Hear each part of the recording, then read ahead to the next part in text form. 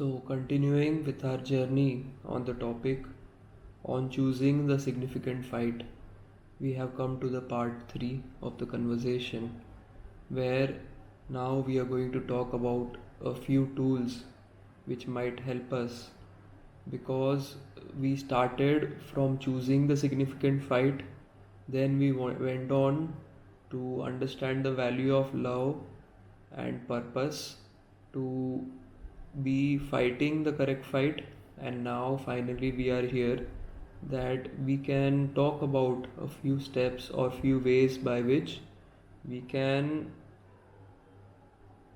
consider the particular tips or the role of certain topics which we can use very efficiently to go ahead with this fight. And in this, we are going to talk about the role of inner silence, inner strength, letting go, and alignment with a purpose. Now, talking about inner silence, how do we come across to this? What is silence? It has often been described that the state of samadhi or that of resolution has been described as a space of silence, of great silence. Maun is a sadhana. It's a way of being which leads you towards great vacuum. It has been often described, the truth has often been described as something of, instead of a positive place, a place which is a lack of a lot of distractions, devoid of many things which are imposing. Because when you look at it, truth or freedom or God even cannot be in any ways objectified. You can think of godliness in contrast. It can be seen in Negativa, that is, in a lack of fights, in a lack of disturbances, in a lack of stress, in a lack of anxiety, which means we consider all the positives in our lives or in this universe as being a virtue of there not being a lot of negatives. Hence, this maun, this inner silence, one's affinity or one's willingness to embrace the unknown, the silence, the thing which cannot be defined, it takes a lot of courage. And this is what we talk about when we talk about the truth. Whatever is high in life, it cannot be reached without dejecting what is false. What is keeping you engrossed in negative cycles, it has to be let go of. And for that, you need to have a great affinity towards the inner silence. And because it is only through this silence or only through stepping back or only through a reflection which is honest that you can head towards clarity and see as to how it reveals onto you what is it that truly matters. Because we are stuck in the insignificant battles, it becomes very important for us to understand and be willing to embrace this silence. Even when a young saint or a young disciple is trying to just begin to start learning from their guru or basically get initiated into a practice, the very first things which are told to him is the disciplines that he has to follow, because without those disciplines he can never really attain anything of value. And This silence can also be looked at as the basic discipline to be followed. Now, talking about inner strength,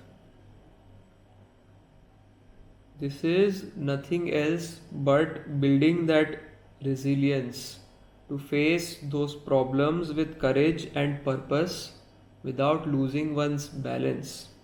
It is an extension of silence because when one is disciplined, they build a stamina, they build a resilience which is able to take them through, wade them through the waters which are violent and turbulent, and take them through to the true path.